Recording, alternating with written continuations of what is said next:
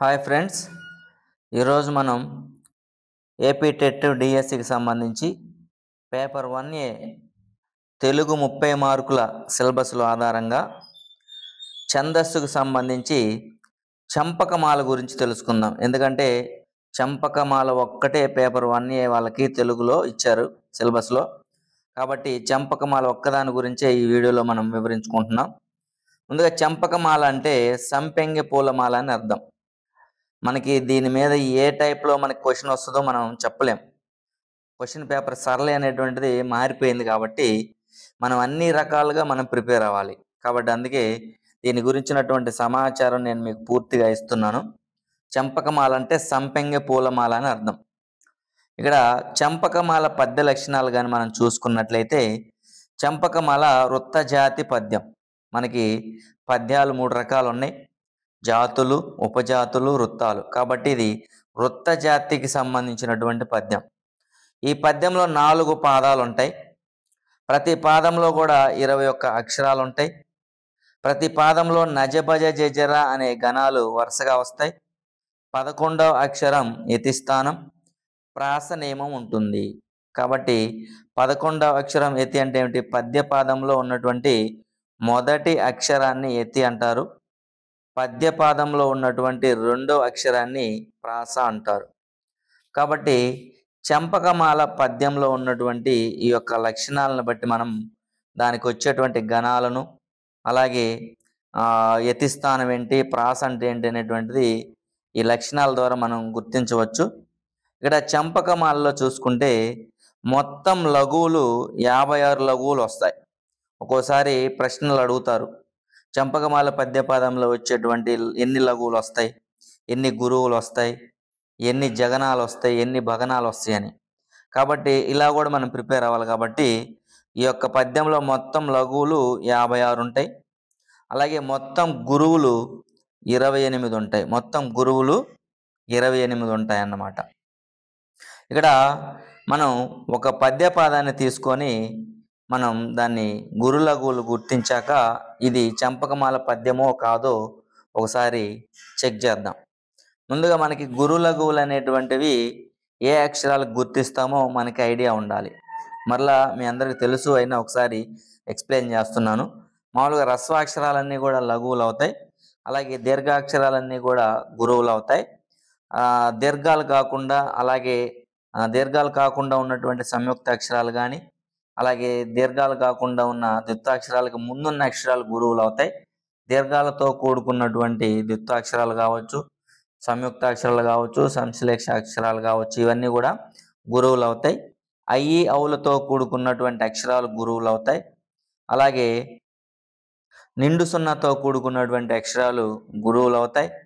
ఈ యొక్క లక్షణాలన్నీ కూడా మనకు తెలుసు కాబట్టి వీటి గురించి నేను మీకు పెద్దగా వివరించట్లేదు. ఇప్పుడు వీటికి గురు లఘువులు అనేటువంటివి గుర్తిద్దాం. ఇక్కడ మనం ఇది చంపకమాలకు సంబంధించిందా కాదా అనేటువంటిది ఇప్పుడు చెక్ చేద్దాం.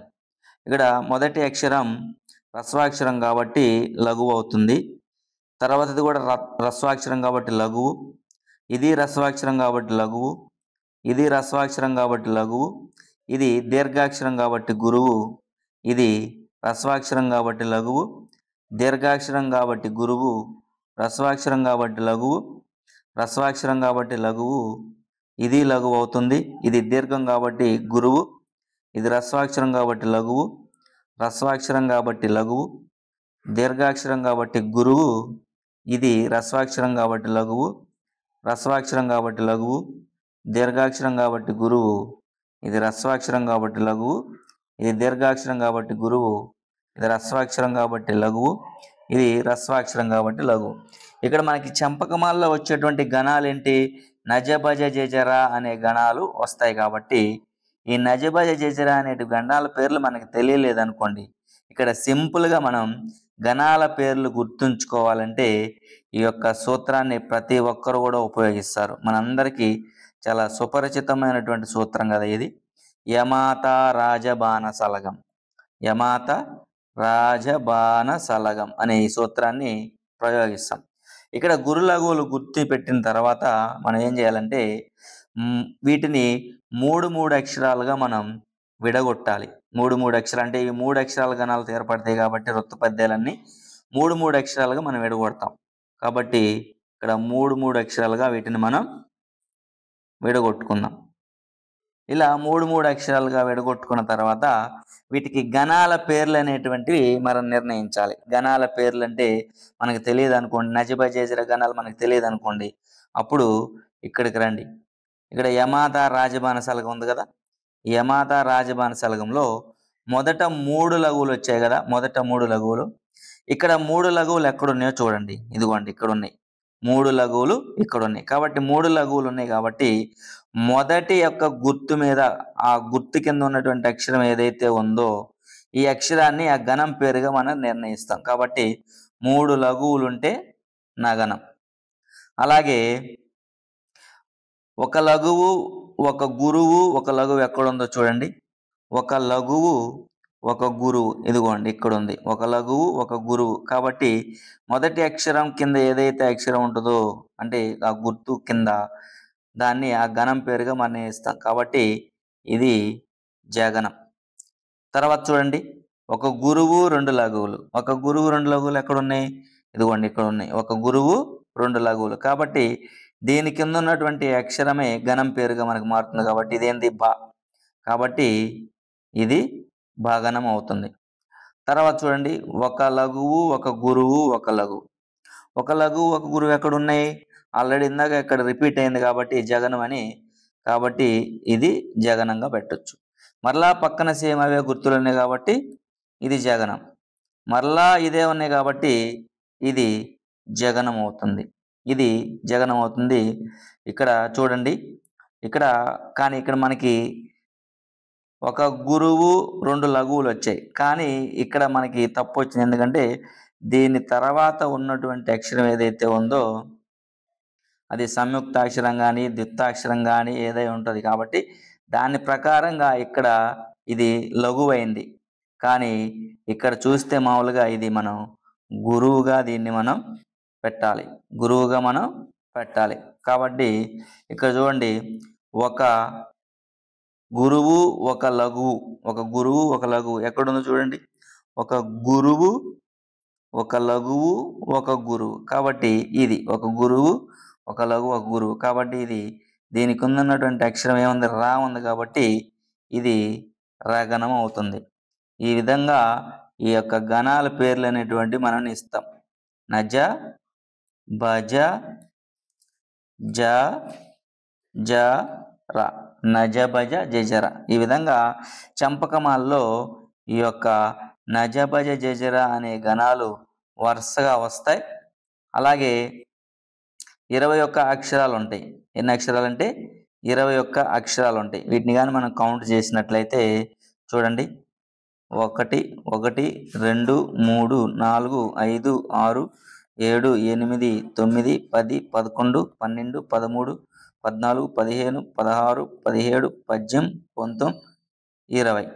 కాబట్టి ఇక్కడ ఎక్స్ట్రాగా ఒక లైన్ వచ్చింది కాబట్టి ఇది దీనికి ముందు ఉన్నటువంటిది, దీని తర్వాత ఉన్నటువంటి అక్షరం సంయుక్తాక్షరమో లేకపోతే ద్విత్వాక్షరమో ఏదో అయి ఉండొచ్చు.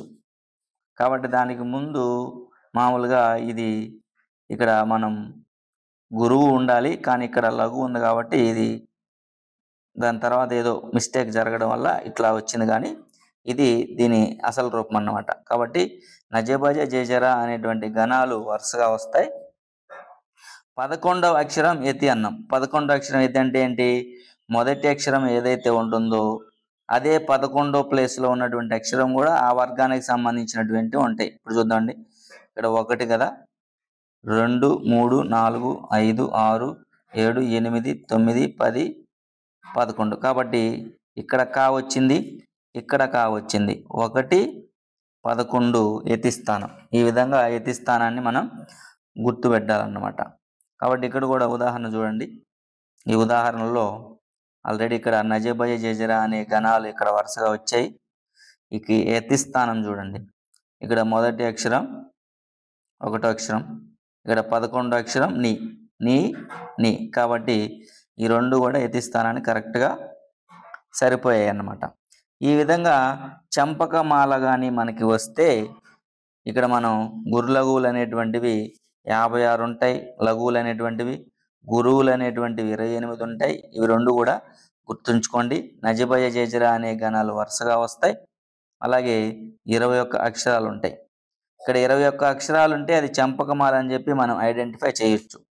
లేదు నజబయ జేజర అనే గణాలు వరుసగా వచ్చినా కూడా అది చంపకమాల అవుతుంది. మనకి నజబయ జేజర అనే గణాలు మనకి పేర్లు రాకపోతే ఈ సూత్రం ద్వారా మనం వాటిల్ని ఐడెంటిఫై చేయొచ్చు. ఇది ఏ పద్యానికైనా కూడా ఇది సూటబుల్ అవుతుంది. ఎందుకంటే అన్ని గణాలు మనకు 3 అక్షర గణాలు ఎన్ని ఉన్నాయి, మొత్తం కూడా 8 ఉన్నాయి కదా 3 అక్షర గణాలు, అవే కదా. బజెస ఎరత మన అంటాం. బజెస ఎరత మన ఆ యొక్క గణాలే అన్ని వృత్త పద్యాల్లో కూడా రిపీట్ అవుతూ ఉంటాయి. కాబట్టి ఇక్కడ మనం ఈ యొక్క గణాల పేర్లు కానీ మర్చిపోయినట్లయితే ఈ సూత్రాన్ని మనం రాసుకొని దానికి గురులఘువులు గుర్తించి మనకి ఇక్కడ వచ్చినటువంటి గుర్తులను బట్టి మనం వాటిని గణాల పేర్లుగా మనం నిర్ణయిస్తాం అన్నమాట. ఇది ఈరోజు ఈ చంపకమాల గురించి మీకు పూర్తి సమాచారం. ఈ యొక్క చంపకమాల గురించి నేను చెప్పిన విషయాలు మీకు ఉపయోగపడితే కంపల్సరీగా మన ఛానల్ని సబ్స్క్రైబ్ చేయండి. అలాగే మీ మిత్రులకు షేర్ చేయండి. ఇలాంటి మరిన్ని వీడియోల కోసం తరచుగా మన ఛానల్ని ఫాలో అవుతూ ఉండండి.